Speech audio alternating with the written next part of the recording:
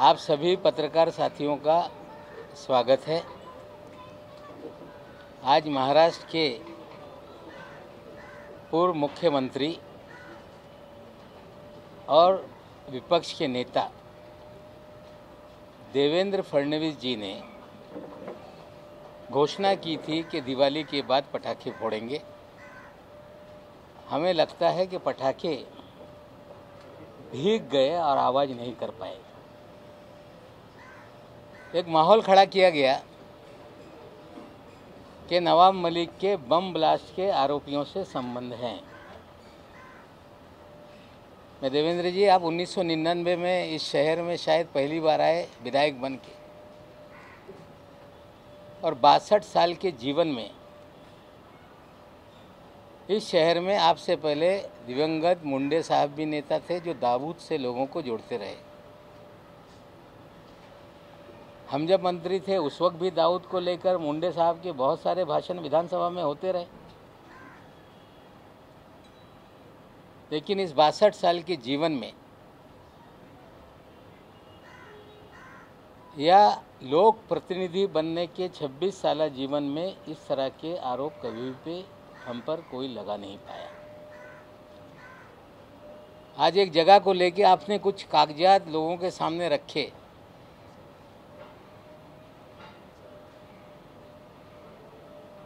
कि 1.5 लाख फुट ज़मीन ये कौड़ी मोल माफिया के जरिए हमने खरीदी।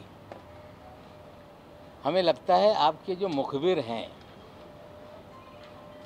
आपके जानकारी देने वाले, हमें लगता है वो कच्चे खिलाड़ी हैं। आप कहते तो मैं ही सारा कागजात आपको दे देता और भी कागजात आपको उपलब्ध करा देता, लेकिन आपने अंडरवर्ल्ड का खेल शुरू किया है। आज तो सारी चीज़ें मैं बोलूँगा नहीं, लेकिन कल सुबह 10 बजे देवेंद्र जी का अंडरवर्ल्ड का क्या खेल है इस महाराष्ट्र में, और देवेंद्र जी ने मुख्यमंत्री रहते हुए किस तरह से अंडरवर्ल्ड के जरिए पूरे शहर को हॉस्टेज बना रखा था, कल सुबह 10 बजे उसकी जानकारी देंगे। लेकिन आरोप लगाया गया कि हमने 1.5 लाख फुट ज़मीन खरीद ली कौड़ी मोल में। देवेंद्र जी ने कहा कि जाली किराएदार उसमें बनाए गए। आप सभी जाकर देख लें, वो 1.5 लाख फुट ज़मीन पर एक मदीनतुल आमान नाम की कोऑपरेटिव हाउसिंग सोसाइटी है, जो 1984 में वहाँ इमारत बनी, गोवाला कंपाउंड के नाम से जानी जाती है, जिसमें मुनीरा पटेल ने रस्सीवाला को डेवलपमेंट राइट देके वहाँ पे 140 से 150 मकान बनाकर आम लोगों को बेचे। आज भी वो सोसाइटी वहाँ पर है। उसके पीछे जो ज़मीन है उस पर बड़े पैमाने पे झुग्गी झोपड़ी है, और हमारा एक गोडाउन वहाँ पे है जिसकी सॉलिडस इन्वेस्टमेंट कंपनी की वो लीज पर, जो मुनीरा है उनसे वो लीज पर थी 30 साल पहले से। और आगे हमारी उसी प्रॉपर्टी में 4 दुकानें थी। आप कह रहे हो कि फेक टेनेंसी क्रिएट की गई। बहुत सारे पत्रकार होंगे, जब 1996 में शिवसेना भारतीय जनता पार्टी की सरकार थी, और हमें लगता है शायद 9 नवंबर का ही वो दिन था, और महाराष्ट्र में एक चौंकाने वाला नतीजा आया था जब नवाब मलिक शिवसेना भारतीय जनता पार्टी की सरकार में पहली बार उपचुनाव जीता था, और उस चुनाव का कार्यालय उसी गोवा वाली बिल्डिंग में था, और जश्न भी वहीं मनाया गया था। 96 के आप जाकर मेरे कार्यालय के चुनाव के डॉक्यूमेंट निकाल लेंगे तो वहीं से हमने चुनाव लड़ा था। हम किराएदार वहाँ पे थे। जो मुनीरा पलम्बर है, उन्होंने वहाँ पे झोपड़पट्टी थी, मदीनतुल आमान नाम की सोसाइटी थी, और उन्होंने हमसे संपर्क किया कि हम आपके पास जो गोडाउन है उसकी ओनरशिप हम या पूरी ओनरशिप देना चाहते हैं। हमने उनसे ओनरशिप ली। उनका जो पावर ऑफ अटॉर्नी था सलीम पटेल, उससे हमने रजिस्ट्री की। वो सारे कागजात उपलब्ध हैं। किराएदार के नाते उस समय जो स्टैम्प ड्यूटी थी, जो कीमत थी, हमने अदा की। वो सरकारी दस्तावेज में उपलब्ध है। हमने मालकिन से ली। अगर वो किसी को कहती हैं कि ये मेरा पावर ऑफ अटॉर्नी है, उससे आप पूरा आपका जो भी व्यवहार है वो पूरा कर लो, तो हमने वो पूरा करने का काम किया। देवेंद्र जी ने बढ़ा चढ़ा के बम ब्लास्ट का उल्लेख करने का काम किया। सरदार वली खान का उल्लेख करने का काम किया। शायद देवेंद्र जी को उनके मुखबिर बता नहीं पाए कि उसी गोवाला कंपाउंड में सरदार वली खान का आज भी घर है। पिछले 70 सालों से उसी गोवाला कंपाउंड में सरदार वली खान के जो पिताजी थे,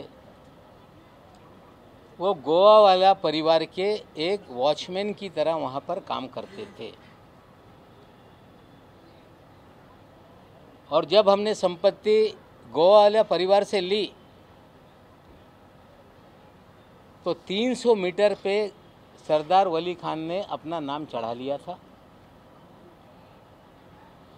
जब प्रॉपर्टी को हम रजिस्टर करने गए, ये बातें सामने आई और हमने 300 मीटर का पैसा देकर उन्होंने जो अपना राइट क्रिएट किया था वो उनसे सरेंडर करने का काम किया। आज भी वो हमारे घर के पीछे ही, 2 प्रॉपर्टी पीछे वो सारी जगह है। जो गोडाउन है वो भी हमारा वहाँ पर है। जो आगे इमारत है उसमें भी जो 4 दुकानें उस समय हमारी थी वो भी है, आज वहाँ पे किराए पे लगाई हुई है। जब प्रॉपर्टी ली तो आगे जो गोवा वाला बिल्डिंग है जिसमें 4 दुकानें, 8 दुकानें नीचे, 8 घर ऊपर, ये सारी संपत्ति उस समय हमारी हुई। उसमें से बाद में एक बियर बार था। मुसलमान होने के नाते समाज का दबाव होने लगा कि आपके संपत्ति में बियर बार है। वो बियर बार को भी ज़्यादा पैसा देके हमने सरेंडर करवाने का काम किया। और किसी भी तरह से कोई अंडरवर्ल्ड के दबाव में या किसी बम ब्लास्ट के आरोपी से ये प्रॉपर्टी हमने खरीदी नहीं। ये पूरी तरह से हम किराएदार थे। जो जगह की मालकिन थी वो चाह रही थी कि आप ये मालकी हक ले लो, और हमने उनसे लिया। जो खान फैमिली थी, पठान फैमिली, जो वहाँ के वॉचमैन थे, उन्होंने अपना 7/12 पे नाम चढ़वा लिया था। उसे सरेंडर करने के लिए उन्हें पैसा देने का काम किया। और ये सच्चाई को देवेंद्र जी ने राई का पर्वत बनाने की कोशिश की। जो व्यक्ति 62 साल जीवन में इस शहर में कभी भी आरोप नहीं लग पाया कि किसी अंडरवर्ल्ड से नवाब मलिक के कनेक्शन रहे हैं, रिश्ते रहे हैं।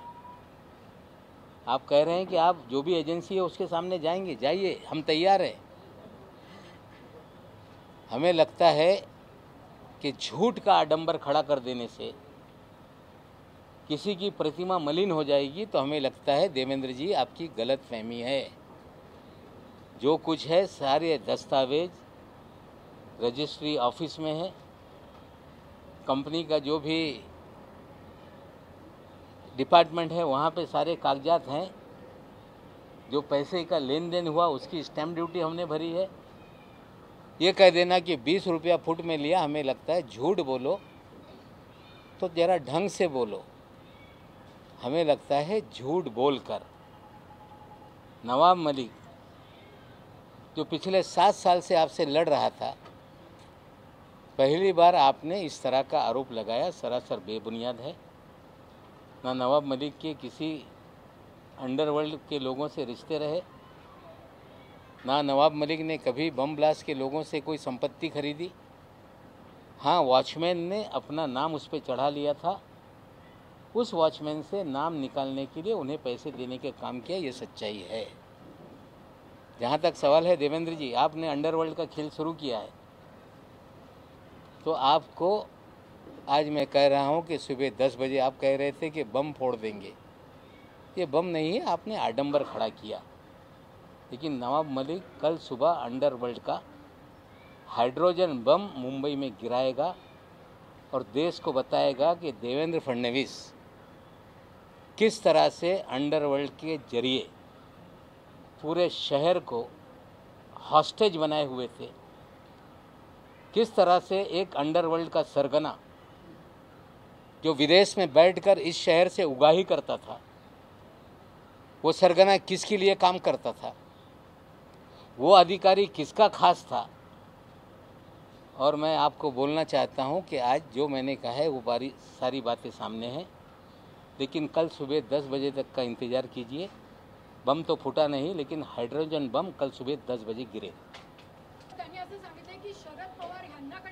त्या ना हो दाखवा, मी कुठल्याही गैरप्रकारे कुणाचा वर दबाव निर्माण करून कुठलीही संपत्ती घेतलेली नाही, कुठल्याही अंडरवर्ल्डच्या माणसाकडून कुठल्याही संपत्ती कवडी मोल घेतलेली नाही।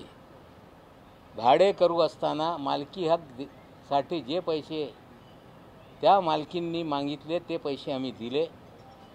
वॉचमॅननी स्वतःचं नाव चढून घेतला होता, त्या वॉचमॅनला नाव काढण्यासाठी आम्ही पैसे दिलेले आहे।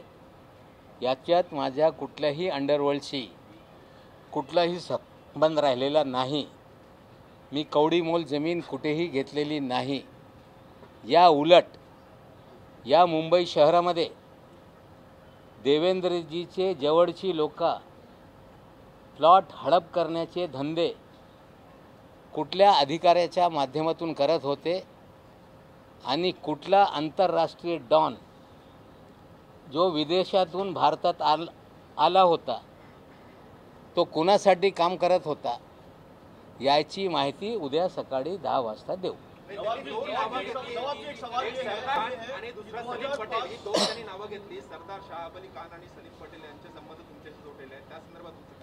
सरदार खान जो है, सरदार वली खान याचे वडील जी प्रॉपर्टी गोवावाल्याची आहे त्याचे वॉचमॅन होते, भाडं वसूल करण्याचं ते काम करत होते।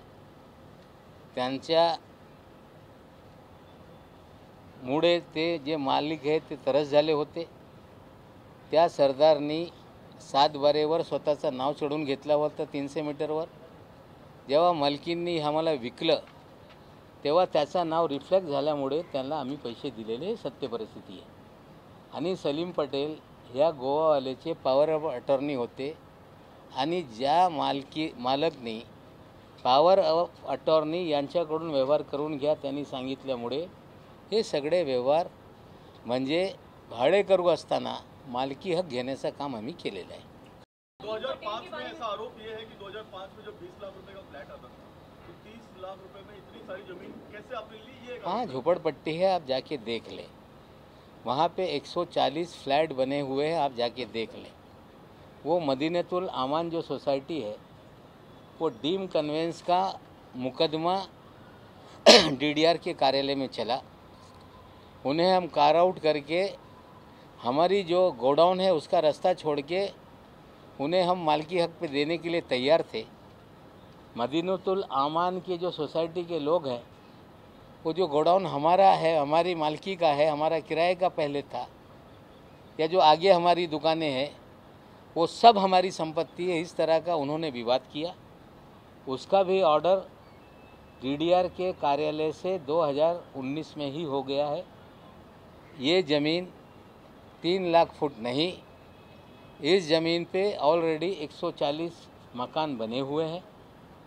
इस ज़मीन के अधिकांश हिस्से पे झुग्गी झोपड़ी में लोग रहते हैं।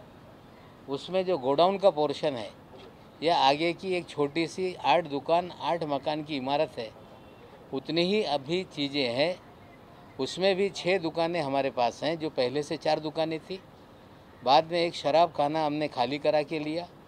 उसके बाद 2 किराएदार जो पहले मजले में रहते थे, उन्होंने भी टेनेंसी सरेंडर की, वो भी हम लोगों ने ली है। और पूरे ट्रांसपेरेंट तरीके से जो भी चीज़ें हमने की। लेकिन देवेंद्र जी, कोई भी नेता आप सीधे बम ब्लास्ट, दाऊद, इस तरह से नाम जोड़ के आप मेरी प्रतिमा मलिन करने का काम कर रहे हैं। आपने कल भी पहले प्रेस कॉन्फ्रेंस में आपने कहा था कि नवाब मलिक के दामाद के घर से गांजा बरामद हुआ। मेरी बिटिया आपको कल नोटिस भेज रही है। आरोप लगा के आप माफ़ी नहीं मांगते। उम्मीद करते हैं इस लड़ाई में आप माफ़ी नहीं मांगेंगे, लढाई जारी रखेंगे। नाही, NIAकडे द्या किंवा CBIकडे द्या, जे काही चौकशी आहे, कुठल्याही चौकशीला मी तयार आहे। जे आज मी बोलतो ते सगळं जे घटनाक्रम आहे ते तसंच झालेलं आहे। NIA करतील, CBI करतील। त्यांना वाटत असेल की नवाब मलिक हे घाबरणार, पण नवाब मलिक घाबरणार नाही।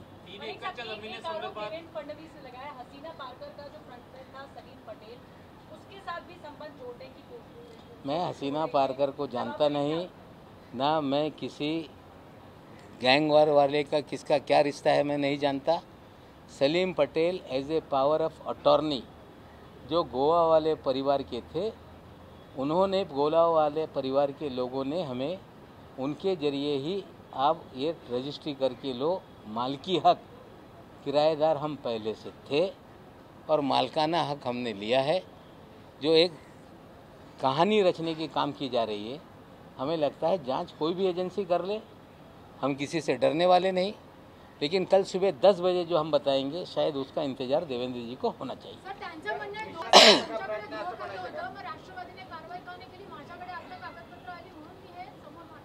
नाही, असं आहे, काही त्याच्यात चूक केली नाही। सलीम पटेल ॲब्स्कॉन्डिंग किंवा ते खुखाईत गुंड आहे असे मला कुठलीही माहिती नाही। सरदार खान याचे वडील त्या ठिकाणी वॉचमॅन होते, हा स्वतः वॉचमॅन होता। त्यांनी त्या जागेवर स्वतःचा 7 बारेवर नाम चढून घेतला होता। ते सरेंडर करण्यासाठी त्यांना पैसे देऊन 300 मीटर आम्ही सरेंडर करून घेतलेलं आहे।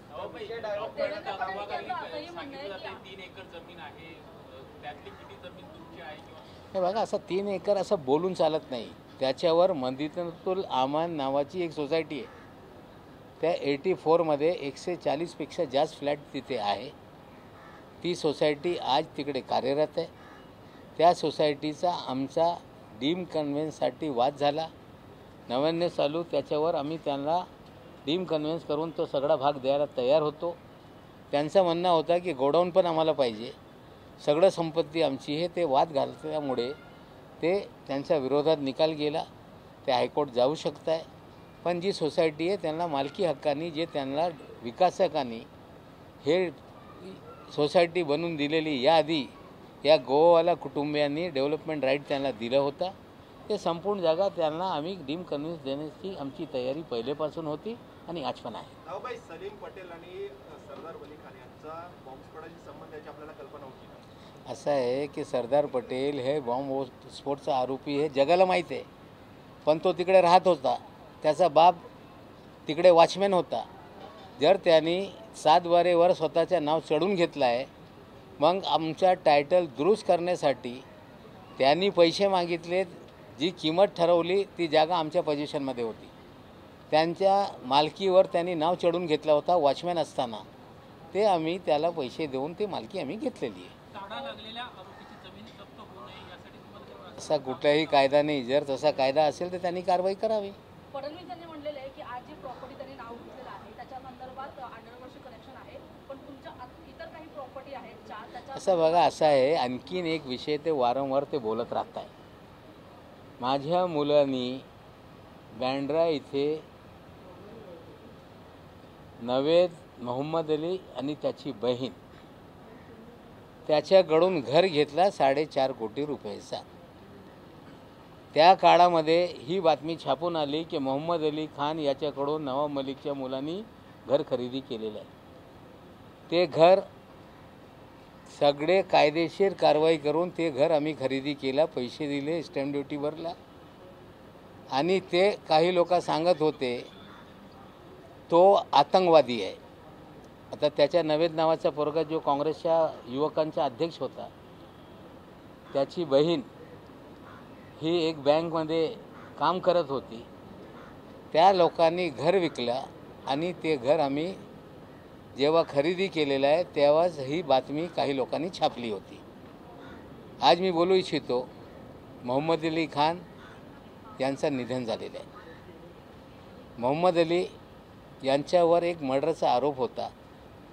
नंतरच्या काळामध्ये त्या मर्डरमधून त्याला ॲक्विटल झाला आणि त्याच्याकडून मी काही संपत्ती खरेदी केली नाही.